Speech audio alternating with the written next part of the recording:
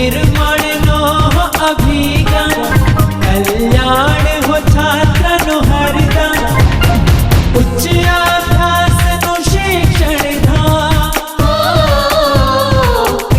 केळवणीने सुविधा तमाम महर्षि गुरुकुल महर्षि गुरुकुल महर्षि गुरुकुल महर्षि गुरुकुल महर्षि गुरुकुल। સમાન વિદ્યુત ક્ષેત્રમાં રહેલા નળાકાર આકારના બંધ પૃષ્ઠ સાથે સંકળાયેલ વિદ્યુત ફ્લક્સની ગણતરી કરો। અહીંયા સમાન વિદ્યુત ક્ષેત્ર E જે ડાબી બાજુથી જમણી બાજુ તરફ છે, એટલે ડાબી બાજુએ ધન વિદ્યુત ભારિત પ્લેટ અને જમણી બાજુએ ઋણ વિદ્યુત ભારિત પ્લેટ રાખેલી હોય તો આ બંને પ્લેટો વચ્ચેના અવકાશમાં સમાન વિદ્યુત ક્ષેત્ર ધન પ્લેટથી ઋણ પ્લેટની દિશામાં હોય। એટલે અહીંયા સમાન વિદ્યુત ક્ષેત્ર ડાબી બાજુથી જમણી બાજુ તરફ દર્શાવેલું છે। એનો મતલબ ડાબી બાજુએ ધન પ્લેટ હશે, જમણી બાજુએ ઋણ પ્લેટ ઋણ વિદ્યુત ભારિત પ્લેટ હશે। આવા સમાન વિદ્યુત ક્ષેત્રમાં એક નળાકાર આકારનો બંધ પૃષ્ઠ, નળાકાર આકારનું બંધ પૃષ્ઠ જે આપણા માટે ગાઉસિયન પૃષ્ઠ છે।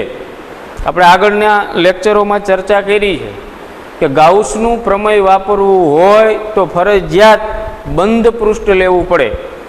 આ બંધ પૃષ્ઠ એટલે ગાઉસિયન પૃષ્ઠ। તો અહીંયા આપણે ગાઉસિયન પૃષ્ઠ તરીકે નળાકાર આકારનું બંધ પૃષ્ઠ લીધેલું છે, પોલો પાઇપ નહીં। પોલા પાઇપ જેવું પણ એના જે બંને છેડાઓ છે એ પણ પેક, આવું નળાકાર આકારનું બંધ પૃષ્ઠ લીધેલું છે। અને આ નળાકારની જે અક્ષ છે એ વિદ્યુત ક્ષેત્રને સમાંતરે છે।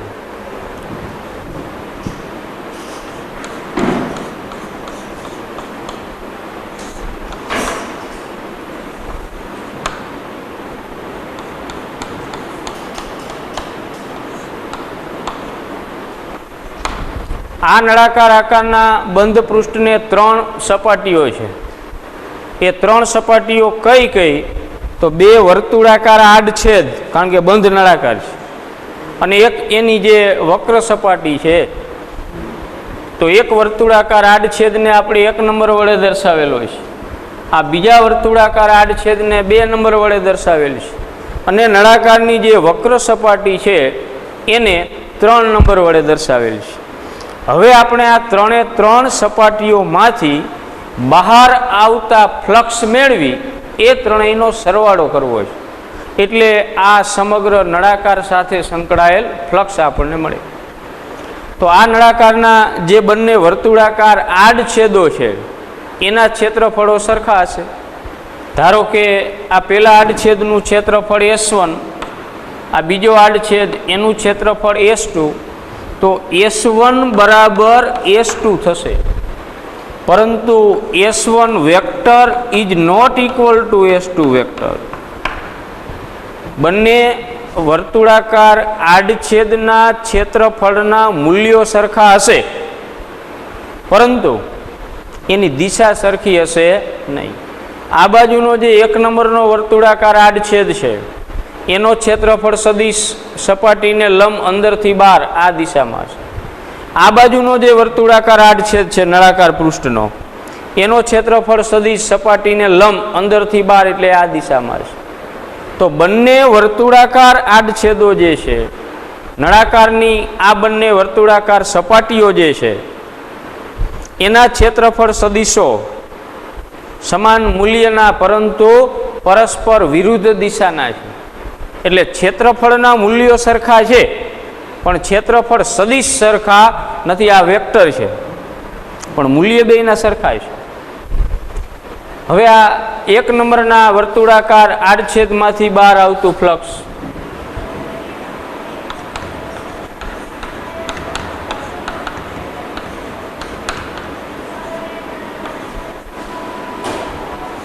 સપાટી 1 સાથે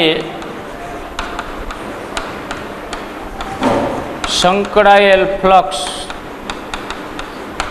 φ1 is equal to E vector dot S1 vector એટલે ES1 કોસ જો આ સપાટી માટે ક્ષેત્રફળ સદિશ S1 ની દિશા છે, જ્યારે વિદ્યુત ક્ષેત્ર તો એક જ દિશામાં છે એટલે વિદ્યુત ક્ષેત્રની દિશા ડાબી બાજુથી જમણી બાજુ તરફની, એટલે બંને પરસ્પર વિરુદ્ધ વિદ્યુત ક્ષેત્રનો સદિશ અને ક્ષેત્રફળ સદિશ બંને પરસ્પર વિરુદ્ધ દિશામાં છે, એટલે E વેક્ટર અને S1 વેક્ટર વચ્ચેનો ખૂણો 180 ડિગ્રી થશે.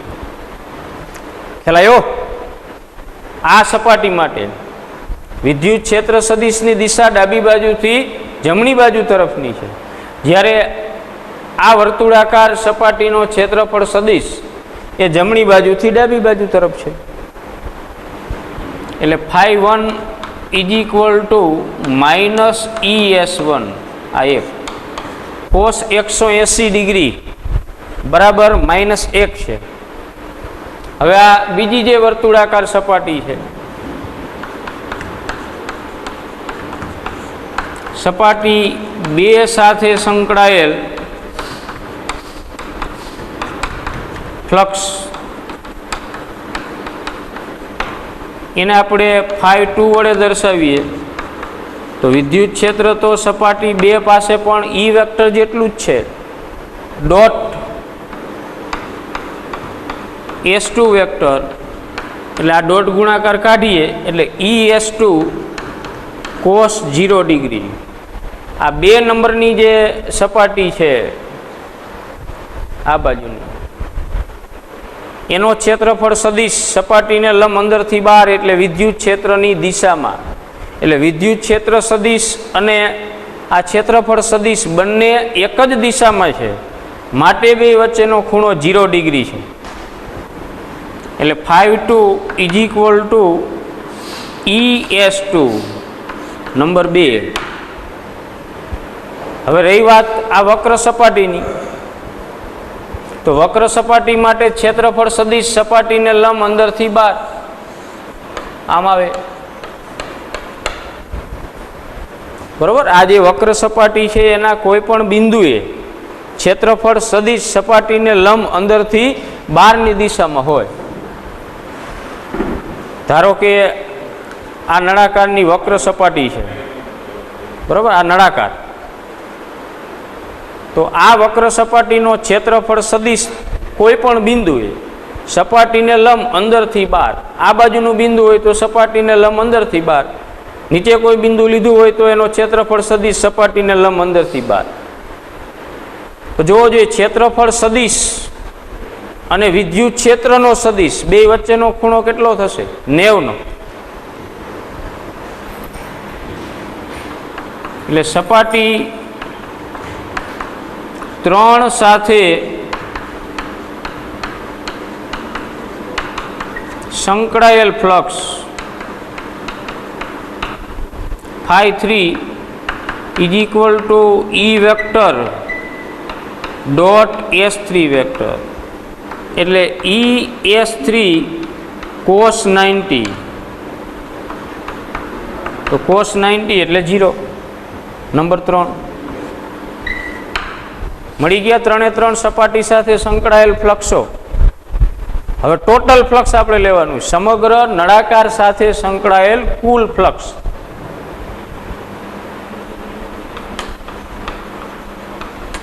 સમગ્ર નળાકાર સાથે સંકળાયેલ કુલ flux φ is equal to φ1 plus φ2 plus φ3, 3 ફ્લક્સનો સરવાળો. તો φ1 એટલે માઇનસ ES1, φ2 એટલે ES2 પ્લસ φ3 એટલે 0, તો માઇનસ ES1 પ્લસ ES2. પરંતુ S1 બરાબર S2 બંને વર્તુળાકાર આડછેદના ક્ષેત્રફળના મૂલ્યો તો સરખા છે, એટલે S1 બરાબર S2, એટલે φ બરાબર માઇનસ ES1 પ્લસ ES2 ની જગ્યાએ S1 ઉડી જાય 0, એટલે ફ્લક્સ ફાઈ બરાબર 0.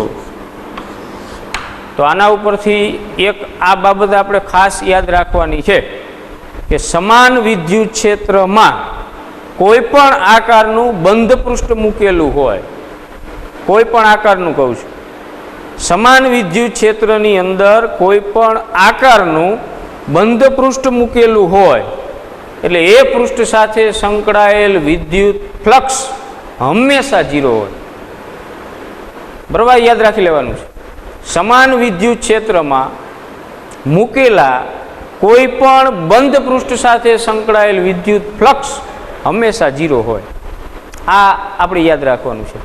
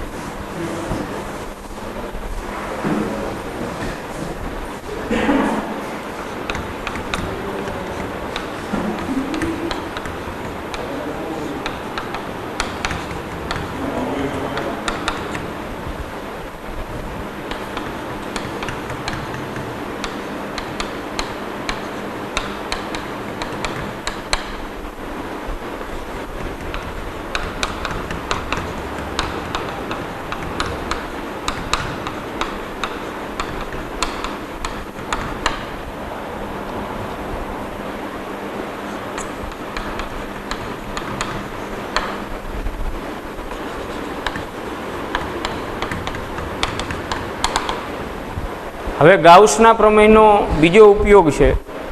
પહેલો ઉપયોગ આપણે આગળના લેક્ચરમાં ભણ્યા હતા કે અનંત લંબાઈનો વિદ્યુતભારિત તાર હોય, લેમડા જેટલી રેખીય વિદ્યુતભાર ઘનતા ધરાવતો અતિ લાંબો તાર હોય તો એ તારથી આર જેટલા લંબ અંતરે વિદ્યુત ક્ષેત્રની તીવ્રતા કેટલી હોય તો એનું સૂત્ર આપણે મેળવ્યું હતું E બરાબર 2k લેમડા અપોન આર.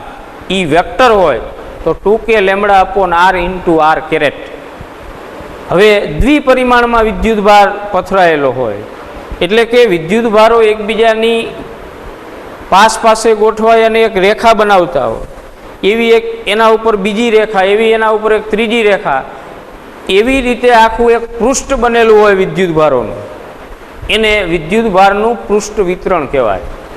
ખ્યાલ આવ્યો? વિદ્યુતભારોનું આખું પૃષ્ઠ, આખી સીટ, આખું સમતલ, અને એ અનંત વિસ્તારવાળું, એટલે એના ક્ષેત્રફળની કોઈ મર્યાદા નથી. ક્ષેત્રફળ અનંત છે, લંબાઈ એની અનંત છે, આ પૃષ્ઠની પહોળાઈ અનંત છે. તો આવા વિદ્યુતભારોથી બનેલા પૃષ્ઠ વડે પૃષ્ઠને લંબરૂપે બંને બાજુએ કેટલું વિદ્યુત ક્ષેત્ર બહાર આવે છે એનું સૂત્ર આપણે મેળવવું છે.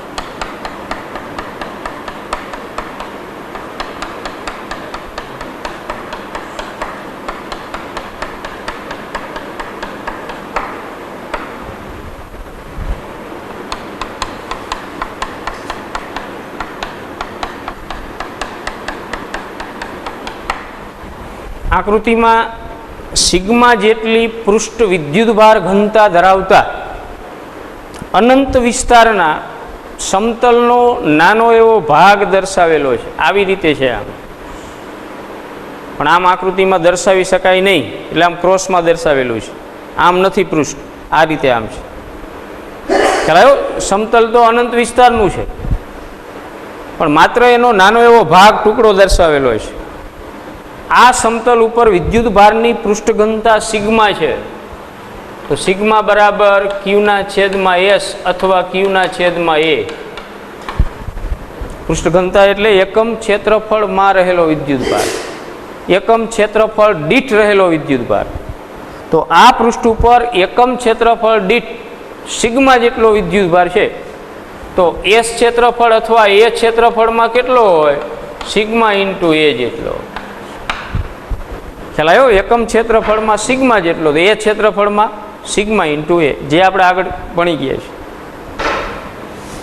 હવે આ સમતલની બંને બાજુએ આ રીતે આમ આ વિદ્યુત ભારિત સમતલ છે, એની બંને બાજુએ કેટલું કેટલું વિદ્યુત ક્ષેત્ર બહાર આવે એ આપણે મેળવવું છે. ટોટલ વિદ્યુત ક્ષેત્ર કેટલું બહાર આવશે?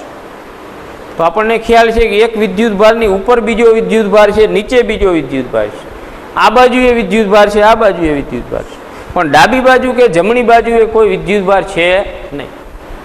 ખ્યાલ આવે? વિદ્યુત ભારને ગોઠવી અને એક લાઈન, એના ઉપર બીજી લાઈન, એના ઉપર ત્રીજી, એના ઉપર ચોથી, આ રીતે આખું પૃષ્ઠ બનેલું છે. પણ વિદ્યુત ભારની ડાબી બાજુએ કે જમણી બાજુએ બીજા કોઈ વિદ્યુત ભારો છે નહીં, પરંતુ ઉપર નીચે આ ભાગમાં પાછળના ભાગમાં વિદ્યુત ભારો છે. એટલે આ જે વિદ્યુત ભાર છે એનું વિદ્યુત ક્ષેત્ર અંદરથી બહાર બંને બાજુએ નીકળશે.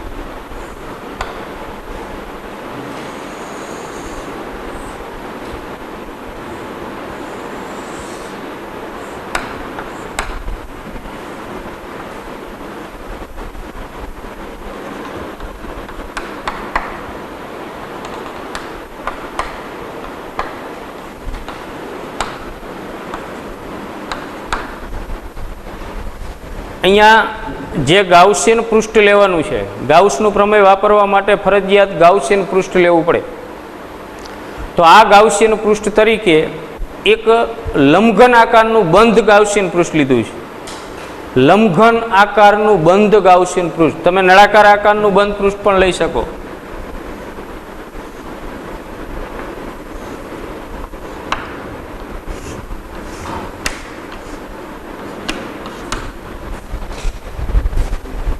આ જે લંબઘન આકારનું બંધ ગાઉસિયન પૃષ્ઠ જે લીધેલું છે એના બંને આ આડછેદો જે છે એ લંબચોરસ આકારના છે. એના ક્ષેત્રફળો સરખા, અને એ આપણે એ ધારી લઈએ. આનું ક્ષેત્રફળ એ, આ જે લંબચોરસ આકારનો આડછેદ છે એનું ક્ષેત્રફળ પણ એ જેટલું છે. જ્યારે બાકીની જે ચાર સપાટીઓ, આ ચાર બરાબર, એક ઉપરની, એક નીચેની, એક આ બાજુની અને એક આ બાજુની, અને આ જે બંને સપાટીઓ છે એ લંબચોરસ આકારની છે, એના ક્ષેત્રફળો સમાન છે, અને એ ક્ષેત્રફળ આપણે એ ધારીએ છીએ. તો આ ટાઈપનું ડસ્ટર આકારનું બંધ, બરાબર, લંબઘન આકારનું આપણે ગાઉસિયન પૃષ્ઠ લીધેલું છે. તો આને ટોટલ કેટલી સપાટી થાય? 6. એક ઉપરની, એક નીચેની 2, એક આ તમારી બાજુની 3, એક મારી બાજુની 4, અને આ 2 આડછેદ. તો આ બંને આડછેદ કેવા હશે? લંબચોરસ આકાર. એ બંને આડછેદનું ક્ષેત્રફળ સરખું. એક આડછેદનો ક્ષેત્રફળ સદિશ જે ધન એક્સ અક્ષની દિશામાં આવશે, આનો, અને આ આડછેદનો ક્ષેત્રફળ સદિશ જે ઋણ એક્સ અક્ષની દિશામાં આવશે. અને જે આ ચાર સપાટીઓ છે એના ક્ષેત્રફળ સદિશો સપાટીને લંબ અંદરથી બહારની દિશામાં છે. હવે આ પૃષ્ઠ ઉપર તો બધો ધન વિદ્યુત ભાર જ વિતરિત થયેલો છે. એની ક્ષેત્ર રેખાઓ આમાં છે પૃષ્ઠને લંબ અંદરથી બહાર બંને બાજુ. તો આ બાજુના ભાગમાં વિદ્યુત ક્ષેત્ર આ બાજુ, અહીંયા આગળ વિદ્યુત ક્ષેત્ર આ દિશામાં. તો આ બંને જે લંબચોરસ આકારના આડછેદો છે ગાઉસિયન પૃષ્ઠના, એમાંથી બહાર આવતું ફ્લક્સ આપણે મેળવી લઈએ. બાકીની જે 4 સપાટીઓ છે એમાંથી કોઈ ફ્લક્સ બહાર આવશે નહીં, કારણ કે ક્ષેત્રફળ સદિશ અને વિદ્યુત ક્ષેત્ર સદિશ બંને વચ્ચેનો ખૂણો 90 ડિગ્રીનો થશે. તો આ સપાટી 1 અને સપાટી 2 માંથી બહાર આવતું ફ્લક્સ એટલે કુલ ફ્લક્સ.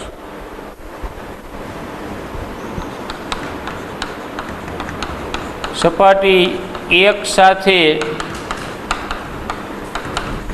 સંકળાયેલ ફ્લક્સ φ1 બરાબર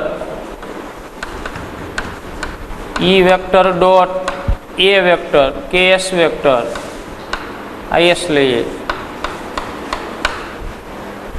ચાલો ક્ષેત્રફળ ધારો કે S છે.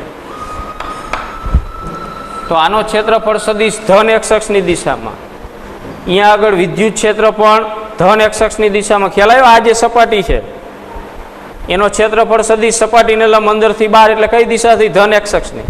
અહીંયા આગળ વિદ્યુત ક્ષેત્ર સદિશ પણ ધન x અક્ષની દિશામાં, એટલે બે એક દિશામાં છે. એટલે ES cos 0 એટલે ES. સપાટી 2 સાથે સંકળાયેલ flux φ2 is equal to E vector dot S vector. પરંતુ અહીંયા E અને S, અહીંયા વિદ્યુત ક્ષેત્ર છે એ ઋણ x અક્ષની દિશામાં, અને આ સપાટીનો ક્ષેત્રફળ સદિશ પણ ઋણ x અક્ષની દિશામાં, કારણ કે સમતલ છે એના ઉપર ધન વિદ્યુત ભાર છે. એટલે ધન વિદ્યુત ભારનું વિદ્યુત ક્ષેત્ર આમ બે બાજુ હશે, ઉપર નહીં હોય, આમ નહીં હોય, કારણ કે બાજુમાં બીજો વિદ્યુત ભાર છે. વિદ્યુત ભારો એકબીજા ઉપર ગોઠવાય અને આખું પૃષ્ઠ બનેલું છે, એટલે બે બાજુએ વિદ્યુત ક્ષેત્ર બહાર નીકળે છે. તો આ 2 નંબરની જે આપણે સપાટી લીધી છે ત્યાં વિદ્યુત ક્ષેત્ર સદિશ એ ઋણ x અક્ષની દિશામાં, અને આનો ક્ષેત્રફળ સદિશ પણ ઋણ x અક્ષની દિશામાં છે. એટલે બેયની દિશા એક, બે વચ્ચેનો ખૂણો 0, cos 0 એટલે 1, એટલે ES. હવે સપાટી 3 સાથે સંકળાયેલ ફ્લક્સ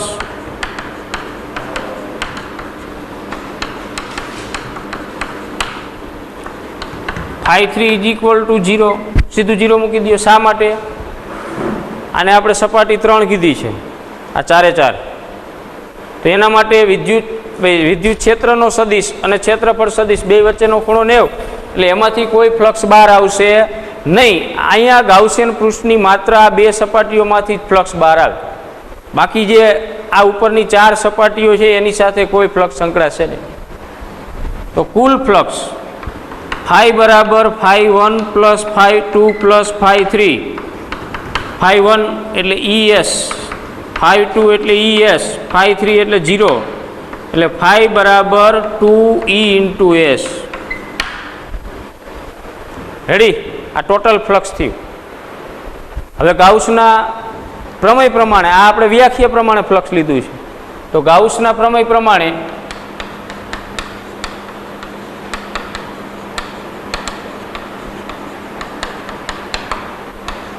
કોઈ પણ બંધ પૃષ્ઠ સાથે સંકળાયેલ ફ્લક્સ કેટલું હોય તે પૃષ્ઠ વડે ઘેરાયેલ કુલ વિદ્યુત ભાર અને ε0 ના ગુણોત્તર જેટલું. તો આપણે જે આ સમઘન લંબઘન આકારનું જે બંધ ગાઉસિયન પૃષ્ઠ લીધું છે એની અંદર કેટલો વિદ્યુત ભાર આવશે? આપણું આખું જે આ સમતલ છે એ ગાઉસિયન પૃષ્ઠની અંદર સમાઈ જાય. ધારો કે આ બોર્ડ છે એ આખું વિદ્યુત ભારિત પૃષ્ઠ હોય, આ સમગ્ર બોર્ડ ઉપર ધન વિદ્યુત ભાર આ રીતે આમ પથરાયેલો હોય,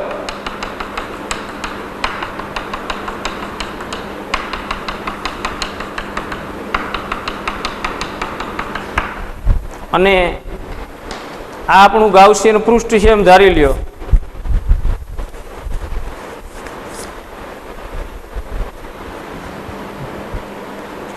ખ્યાલ આવે છે? લંબઘન આકારનું ગાઉસિયન પૃષ્ઠ.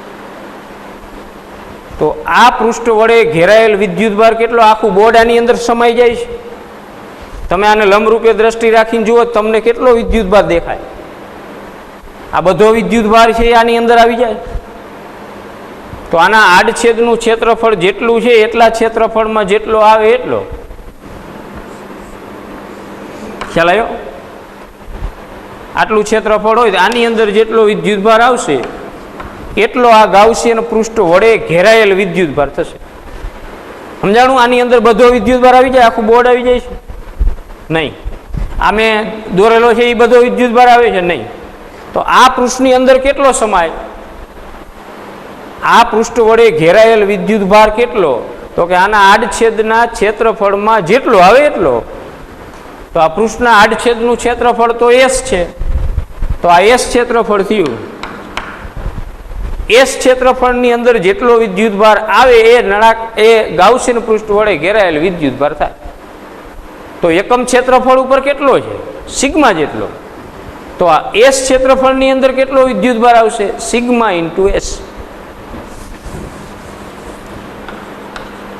જ્યાં Q બરાબર સિગ્મા ઇન્ટુ S. જો એ ક્ષેત્રફળ લીધું હોત આડછેદનું તો એ, એટલે ફાઈ બરાબર sigma S upon epsilon 0. Number 2, I flux છે. આપેલ ગાઉસિયન પૃષ્ઠ સાથે સંકળાયેલ કુલ ફ્લક્સ. આ પણ ફ્લક્સ છે. આ આપણે ફ્લક્સની વ્યાખ્યા પ્રમાણે લીધેલું છે અને આ ગાઉસના પ્રમેય પ્રમાણે લીધેલું છે. હવે બેન સરખાવી દો. સમીકરણ 1 અને 2 ને સરખાવતા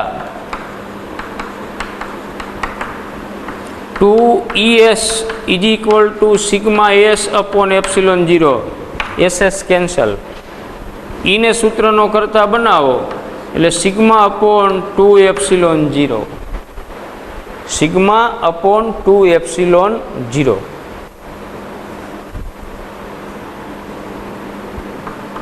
અને સદિશ સ્વરૂપે લખો તો E vector is equal to sigma upon 2 epsilon 0 into n caret.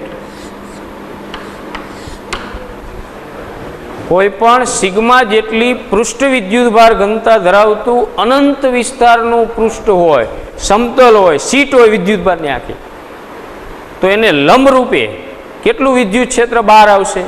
કોઈ પણ એક બાજુએ સિગ્મા અપોન 2 એપ્સિલોન 0 જેટલું. અને આ બાજુના ભાગે લંબરૂપે કેટલું વિદ્યુત ક્ષેત્ર બહાર આવે? એ પણ સિગ્મા અપોન 2 એપ્સિલોન 0.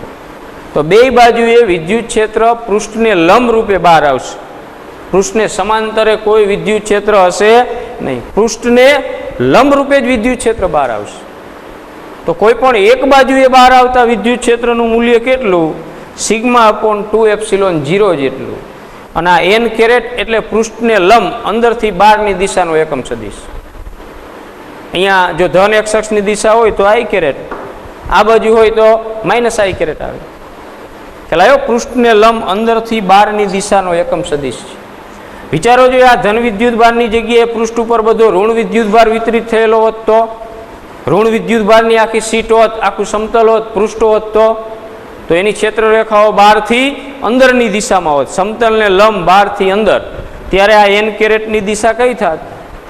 પૃષ્ઠને લંબ રૂપે બહારથી અંદરની દિશામાં.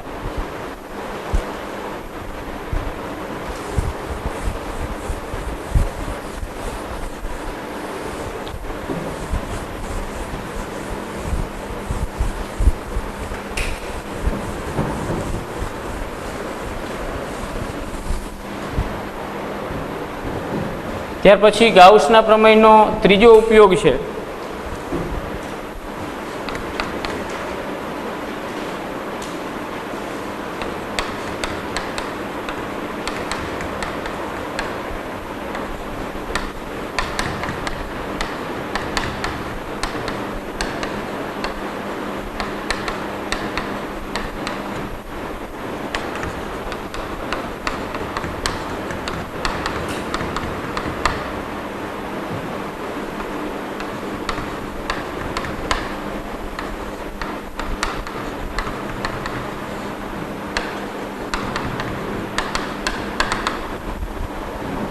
R ત્રિજ્યાવાળા અને નિયમિત વિદ્યુતભાર વિતરણ ધરાવતા કવચ વડે ઉદ્ભવતું વિદ્યુત ક્ષેત્ર. કવચ એટલે પોલો ગોળો.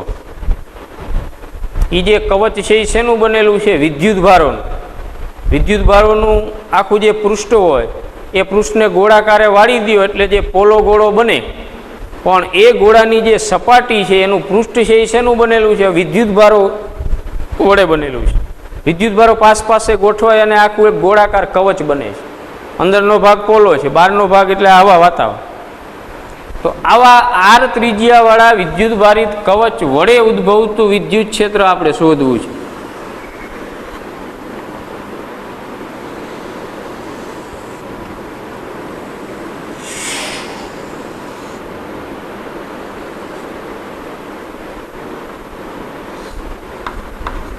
કવચનું કેન્દ્ર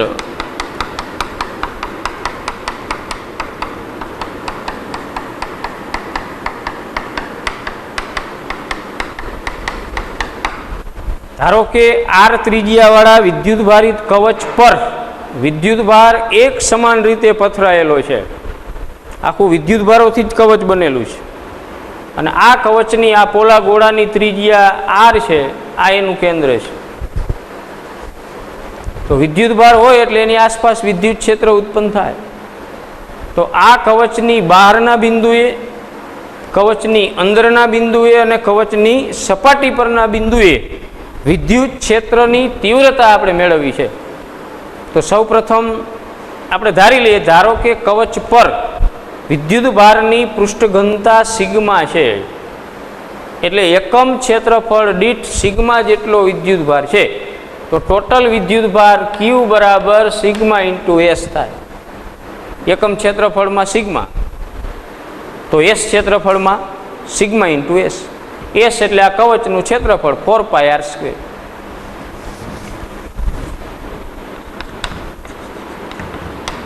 ધારો કે કવચ પર વિદ્યુત ભારની પૃષ્ઠ ઘનતા સિગ્મા છે. જો કવચનું ક્ષેત્રફળ, એનું પૃષ્ઠફળ એસ હોય તો કવચ પરનો કુલ વિદ્યુત ભાર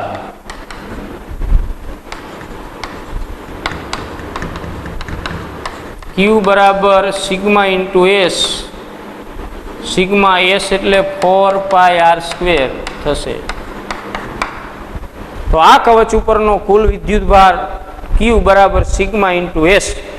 એકમ ક્ષેત્રફળમાં સિગ્મા જેટલો વિદ્યુત ભાર હોય તો એસ ક્ષેત્રફળમાં કેટલો હોય? Sigma S. એસ એટલે ગોળાકાર કવચનું ક્ષેત્રફળ 4πr². હવે આપણે કવચની બહારના બિંદુએ વિદ્યુત ક્ષેત્ર મેળવવું છે. કવચની બહારના બિંદુએ વિદ્યુત ક્ષેત્ર. તો બહારનું બિંદુ હોય એટલે અંતર કવચની ત્રિજ્યા કરતાં મોટું હોય. તો ધારો કે કવચના કેન્દ્રથી સ્મોલ આર અંતરે આ પી બિંદુએ વિદ્યુત ક્ષેત્ર મેળવવું છે. તો પી બિંદુ છે એ કવચની બહાર છે, કારણ કે small r is greater than capital R. કવચની જે ત્રિજ્યા છે કેપિટલ આર એના કરતાં કેન્દ્રથી પી બિંદુનું અંતર સ્મોલ આર વધારે છે, એટલે બહારનું બિંદુ છે. તો આ પી બિંદુએ આપણે વિદ્યુત ક્ષેત્રની તીવ્રતા મેળવવાની છે. અને શેના આધારે? ગાઉસના પ્રમેયના આધારે. તો ગાઉસનું પ્રમેય વાપરવું હોય તો એના માટેની પહેલી આવશ્યકતા બંધ પૃષ્ઠ, ગાઉસિયન પૃષ્ઠ આપણે લેવું પડે. ગાઉસિયન પૃષ્ઠની કલ્પના કર્યા વગર ગાઉસનું પ્રમેય વાપરી શકાય નહીં. તો અહીંયા આપણે ગાઉસિયન પૃષ્ઠ તરીકે ઓ કેન્દ્ર અને સ્મોલ આર ત્રિજ્યાવાળું એક ગોળાકાર બંધ પૃષ્ઠ લઈએ, બીજો એક પોલો ગોળો ધારી લઈએ. આવી રીતે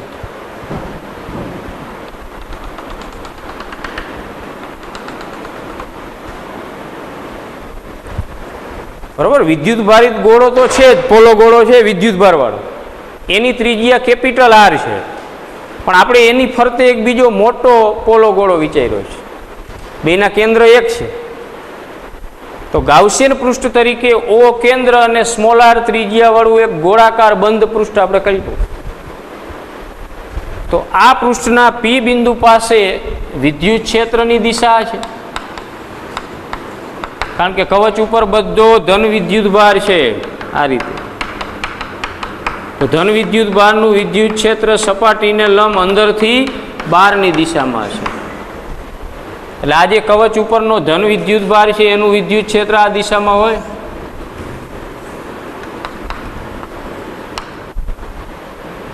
અને આ જે ગાઉસિયન પૃષ્ઠ છે એનો ક્ષેત્રફળ સદિશ આપણે લઈએ તો કોઈ પણ બિંદુએ ક્ષેત્રફળ સદિશ પણ સપાટીને લંબ અંદરથી બહારની દિશામાં, એને આપણે એસ ડેશ કહી દઈએ, કારણ કે આનું ક્ષેત્રફળ એસ લીધું છે તો આ ગાઉસિયન પૃષ્ઠનું ક્ષેત્રફળ એસ ડેશ.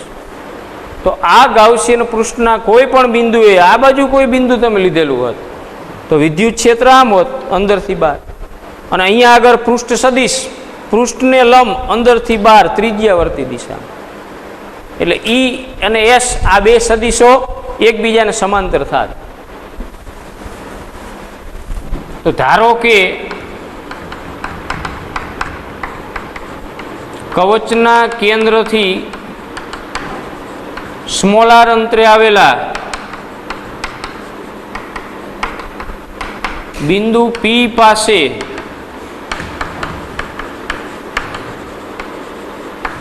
વિદ્યુત ક્ષેત્ર શોધવું છે. આ માટે હવે ગાઉસિયન પૃષ્ઠ લઈએ તો ગાઉસિયન પૃષ્ઠ તરીકે શું લેશું? ઓ કેન્દ્ર અને સ્મોલ આર ત્રિજ્યાવાળું એક ગોળાકાર ગાઉસિયન પૃષ્ઠ આપણે કલ્પીએ. તો આ ગાઉસિયન પૃષ્ઠના દરેક બિંદુએ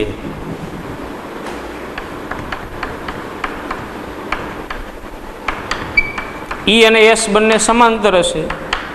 તો ગોળાકાર ગાઉસિયન પૃષ્ઠમાંથી બહાર આવતું ફ્લક્સ ફાઈ બરાબર E vector dot S dash vector, એટલે ઈ એસ ડેશ કોસ 0, કારણ કે ઈ વેક્ટર સમાંતર એસ ડેશ વેક્ટર છે. ખ્યાલ આવ્યો? ગાઉસિયન પૃષ્ઠ એટલે સ્મોલ આર ત્રિજ્યાનો જે ગોળો છે, પોલો ગોળો, એની સપાટી ઉપર દરેક જગ્યાએ વિદ્યુત ક્ષેત્ર સદિશ અને ક્ષેત્રફળ સદિશ બે સમાંતર છે, સપાટીને લંબ અંદરથી બહારની દિશામાં છે, એટલે ખૂણો 0. તો ફ્લક્સ ફાઈ બરાબર ઈ એસ ડેશ. ઈ એસ ડેશ એટલે ક્ષેત્રફળ પણ કોનું? ગાઉસિયન પૃષ્ઠનું. તો ગાઉસિયન પૃષ્ઠનું ક્ષેત્રફળ 4πr². ખ્યાલ આવ્યો? સ્મોલ આર એ ગાઉસિયન પૃષ્ઠની ત્રિજ્યા છે, કેપિટલ આર એ તો વિદ્યુત ભારિત કવચની ત્રિજ્યા છે. તો આટલું ફ્લક્સ મળ્યું. હવે ગાઉસના પ્રમેય પ્રમાણે ફ્લક્સ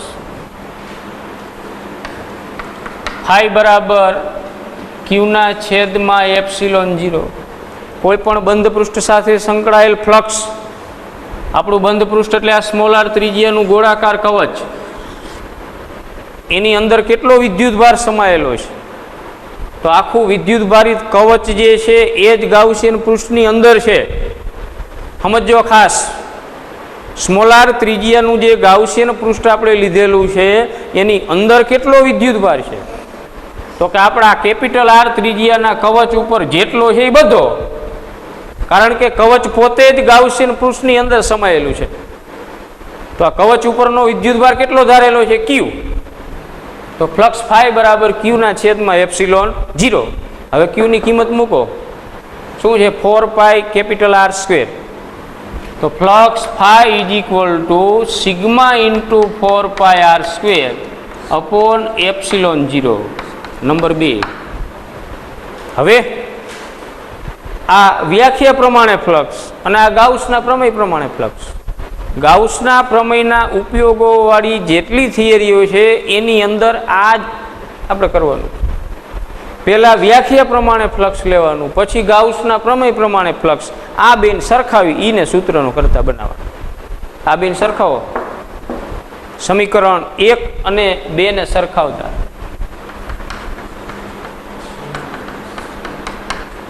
એક અને 2 ને સરખાવતા ચાલો જોઈએ. ઈ ઇન્ટુ 4πr²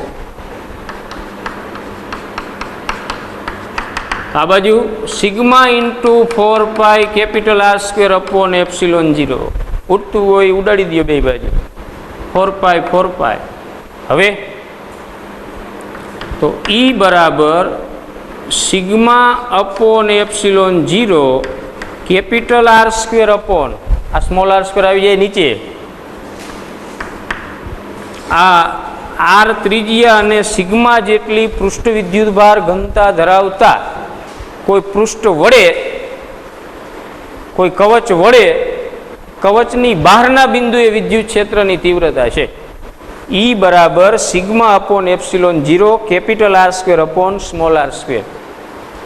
હવે આને સદિશ સ્વરૂપે રાખો તો E vector is equal to સદિશને મૂલ્યની દિશા બંને હોય, આ તો ફક્ત એનું મૂલ્ય છે, તો sigma upon epsilon 0 into capital R square upon small r square into n caret એટલે એકમ સદિશ કઈ દિશાનો, જે દિશામાં વિદ્યુત ક્ષેત્ર હોય એ દિશાનો. તો આ ગાઉસિયન પૃષ્ઠના દરેક બિંદુએ વિદ્યુત ક્ષેત્ર કઈ દિશામાં છે? સપાટીને લંબ અંદરથી બહાર ત્રિજ્યાવર્તી દિશામાં. એટલે એન કેરેટની દિશા કઈ થશે? પૃષ્ઠને લંબ અંદરથી બહાર ત્રિજ્યાવર્તી.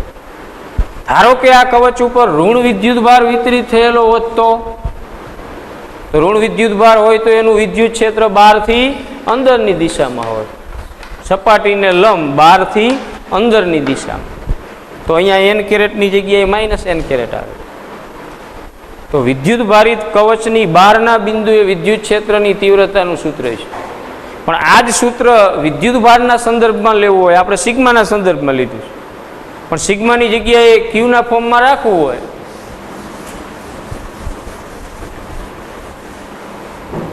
તો આજે ક્યુની કિંમત મૂકી દે, ક્યુની કિંમત મૂકવાની નથી, સીધા જ આ બેન સરખાવી દેવાના છે.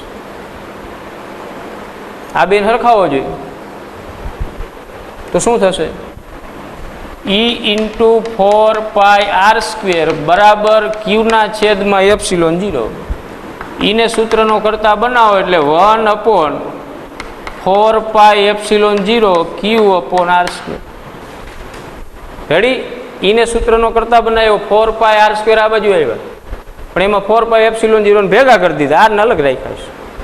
તો આ 1/4 એપ્સિલોન 0 જેને આપણે શું કહીએ છીએ? કુલંબ અચળાંક k, એટલે E is equal two KQ upon r².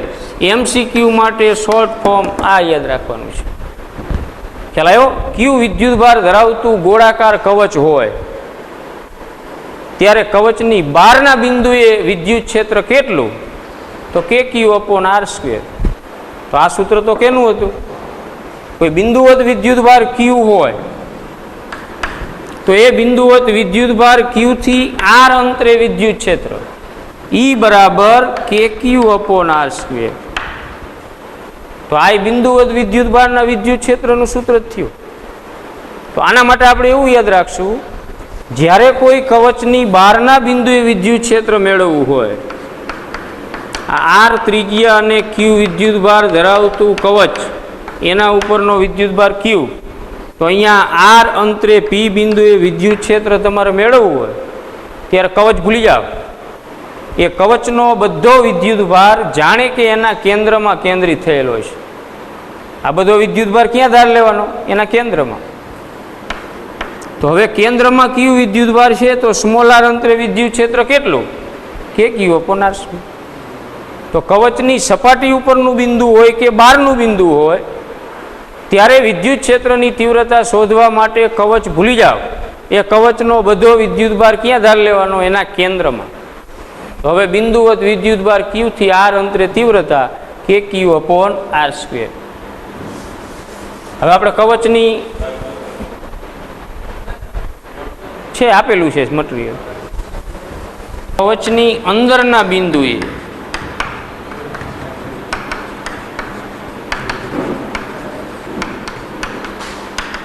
અંદરનું બિંદુ હોય એટલે r is less than capital R. ધારો કે આ વિદ્યુતભારિત ગોળાકાર કવચ આપણું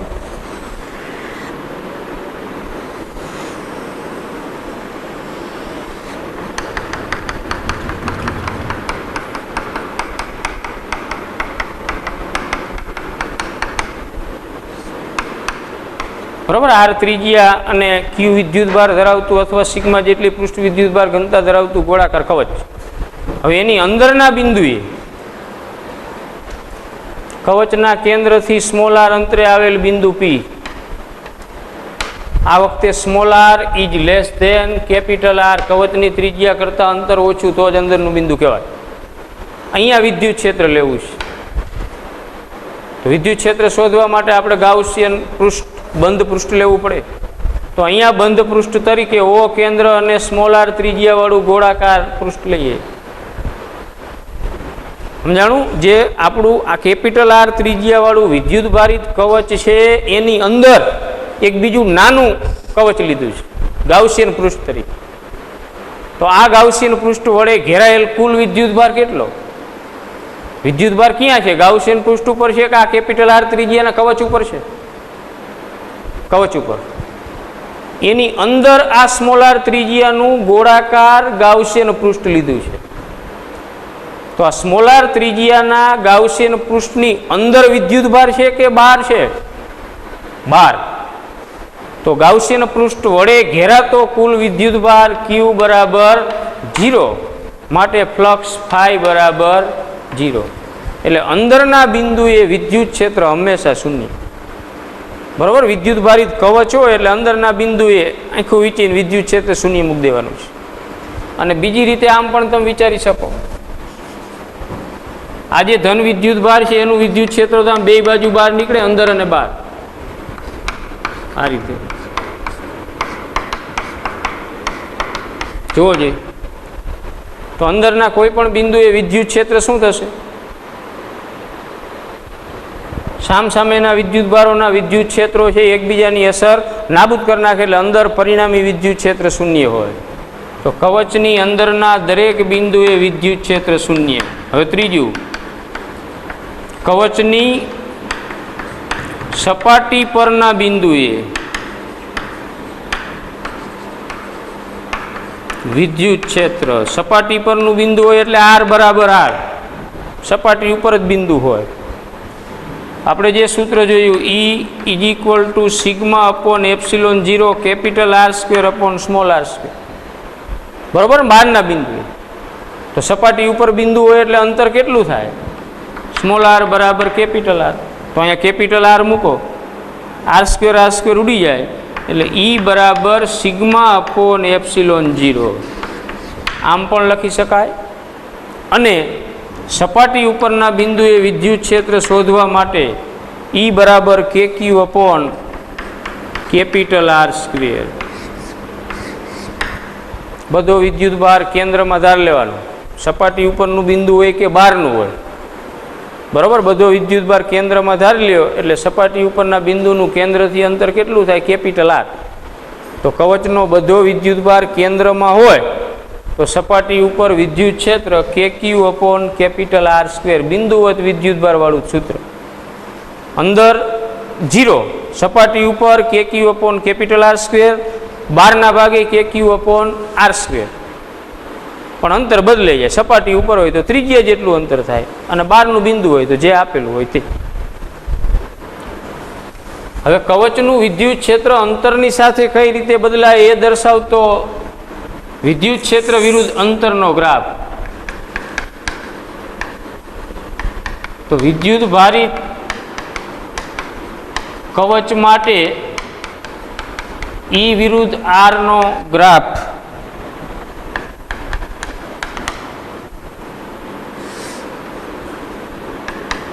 વિદ્યુત ક્ષેત્રની તીવ્રતા y અક્ષ ઉપર છે, કવચના કેન્દ્રથી અંતર x અક્ષ ઉપર છે. આ રીતે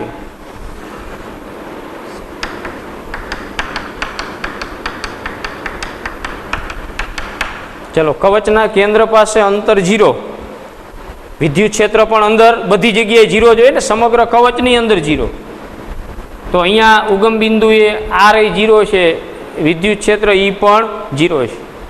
હવે અંતર વધારતા જાઓ, કેન્દ્રથી આપણે અંતર વધારીએ, x આમ વધારીએ, પણ y આમ વિદ્યુત ક્ષેત્ર વધશે. વિદ્યુત ક્ષેત્ર તો 0નું 0 જ રહેશે. ક્યાં સુધી? સપાટી સુધી. એટલે વિદ્યુત ક્ષેત્ર કેન્દ્રથી લઈ અને છેક સપાટી સુધી 0. અહીંયા સુધી, આર બરાબર આર સુધી. હવે સપાટી ઉપર maximum KQ upon capital R square. ત્યાર પછી 12 ભાગે, તો 12 ભાગે E બરાબર KQ upon small r square, એટલે E જ proportional to 1 upon r square, કે અને Q અચળ. અંતરના વર્ગના વ્યસ્ત પ્રમાણમાં, બહાર જેમ જાઓ કવચની એમ વિદ્યુત ક્ષેત્ર KQ અપોન આર સ્ક્વેર પ્રમાણે બદલાય, એટલે અંતરના વર્ગના વ્યસ્ત પ્રમાણમાં, એટલે આ રીતે. એટલે E જ proportional to 1 upon r square, અંદરના ભાગમાં 0 અને સપાટી ઉપર મેક્સિમમ, આ E મેક્સિમમ છે. પડી સમજણ? કેન્દ્ર પાસે 0, અને આ 0 ક્યાં સુધી દે? તો કે અંતર વધારતા જઈએ પણ વિદ્યુત ક્ષેત્ર તો 0 છે સપાટી સુધી. એટલે કેન્દ્રથી અંતર વધશે પણ વિદ્યુત ક્ષેત્ર વધશે નહીં. એ તો 0 0, x આમ વધે અંતર, y આમ એટલે વિદ્યુત ક્ષેત્ર એ 0 0. પણ સપાટી ઉપર આવીએ સ્મોલ આર બરાબર કેપિટલ આર, ત્યારે વિદ્યુત ક્ષેત્ર મેક્સિમમ થઈ જાય, આ મેક્સિમમ. અને 12 ભાગે, તો 12 ભાગે અંતરના વર્ગના વ્યસ્ત પ્રમાણમાં. આ યાદ રાખવાનું છે. વિદ્યુત ભારિત કવચનું વિદ્યુત ક્ષેત્ર કેન્દ્રથી અંતરની સાથે કઈ રીતે બદલાય. ખ્યાલ આવ્યો? અહીંથી અહીંયા સુધી 0, પછી આ મેક્સિમમ, પછી 12 ભાગમાં અંતરના વર્ગના વ્યસ્ત પ્રમાણમાં. ચાલો અહીંયા પૂરું કરીએ છીએ.